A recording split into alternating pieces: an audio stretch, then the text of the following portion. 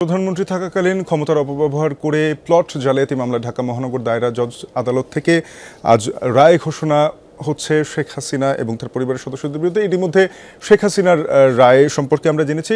আমাদের সঙ্গে আরিফুর রহমান সবুজ আছেন আদালত প্রাঙ্গণ থেকে। সবুজ, জানাবেন যে এই মামলার যে বাকি আসামিরা রয়েছেন তাদের অংশটুকু পাঠ শুরু হয়েছে কিনা রায়ের, এবং কি পরিস্থিতি দেখছেন সার্বিকভাবে আদালত প্রাঙ্গণে? শাফিন, মূলত যেহেতু ৩টি মামলা রয়েছে এবং ৩টি মামলার মধ্যে একটিতে শেখ হাসিনা প্রধান আসামি এবং এই মামলাটিতে মূলত ১২ জন আসামি রয়েছে। ১২ জন আসামির মধ্যে শেখ হাসিনার মূল আসামির পাশাপাশি এখানে রাজুকের যে কর্মকর্তারা রয়েছেন, মন্ত্রী, গৃহায়ন ও গণপূর্ত মন্ত্রী রয়েছেন, তারা আসামি রয়েছেন। অন্য যে দুটি মামলা রয়েছে সেই অন্য দুটি মামলার একটিতে সাবেক প্রধানমন্ত্রী শেখ হাসিনার ছেলে সজীব ওয়াজেদ জয় এবং অন্যটিতে তার মেয়ে সাইমা ওয়াজেদ পুতুল।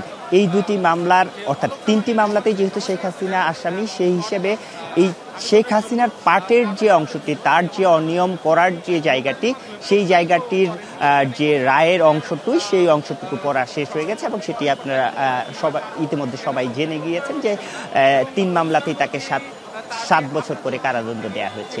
অন্যান্য যে আসামিগুলো রয়েছে, যে অর্থাৎ বাকি যে দুটি মামলা রয়েছে, এই দুইটি মামলাটিতে সজীব ওয়াজেদ জয়ের মামলাটি সেটিতেও সজীব ওয়াজেদ জয়কে 5 বছরের কারাদণ্ড দেওয়া হয়েছে এবং অন্যান্য যে আসামিগুলো সেগুলো আলাদা আলাদাভাবে রায়ে তাদের সাজা দেওয়া হচ্ছে এবং অন্য আরেকটি যে মামলা রয়েছে সাইমা ওয়াজেদ পুতুল, সেটি আলাদাভাবে রায়ে তার আদালত তার রায় পড়বেন হয়তো কিছুক্ষণের মধ্যে।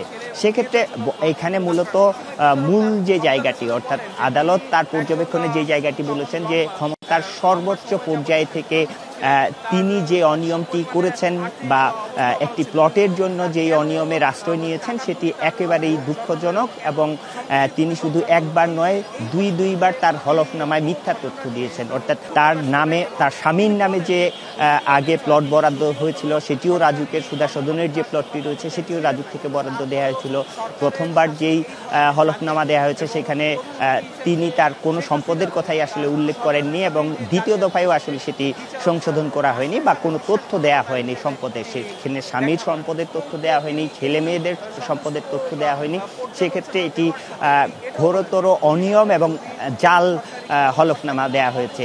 অন্যান্যদের ক্ষেত্রেও একই রকম যে তথ্যগুলো দেওয়া হয়েছে প্লট বরাদ্দ নেয়ার সময়, সেই তথ্যগুলো সঠিকভাবে আসলে দেয়া হয়নি এবং এটিতে মূলত রাজুকের যে কর্মকর্তারা, তারা নিয়ম বহির্ভূতভাবে আর্থিকভাবে লাভবান হওয়ার জন্য এই সহায়তাটুকু করছেন, যেটি একেবারেই যারা এই ধরনের কাজ করেন রাজুকে, তারা এই ধরনের তাদেরকে আসলে সেই জায়গা থেকেই সরিয়ে দেওয়া উচিত, আদালত তার এই পর্যবেক্ষণে বলেছেন। এবং আদালত আরেকটি জায়গায় বলেছেন যে এই ধরনের প্লট সাধারণত ঢাকায় এখন যে কেউ যে কোনো প্লট পাওয়ার জন্য আসলে মুখিয়ে থাকেন, যাদের কোনো সম্পদেই নেই তারা। সেক্ষেত্রে আদালত যেটি বলেছেন যে রাষ্ট্রের সর্বোচ্চ পর্যায়ে থেকে এমন ক্ষমতাবান একজন ব্যক্তি এই প্লটটি যদি না নিতেন, তাহলে এটি অন্য কেউ, যারা প্লট নেই এইরকম কেউ এই প্লটটি বা নিতে পারতেন। সেই জায়গা থেকে আসলে একটি শিক্ষাও বলা যায়, যারা এই পরবর্তীতে রাষ্ট্রের সর্বোচ্চ পর্যায়ে থাকবেন তারা। এই অভিযোগগুলো প্রমাণিত হয়েছে এবং সেখান থেকে আদালত বেশ কিছু পর্যবেক্ষণ দিয়েছেন। পূর্ণাঙ্গ রায় আমরা নিশ্চয়ই আপনার কাছ থেকে আবারও পরবর্তীতে জেনে নেব। আপনাকে ধন্যবাদ এবং আপনি থাকবেন আদালত প্রাঙ্গণে।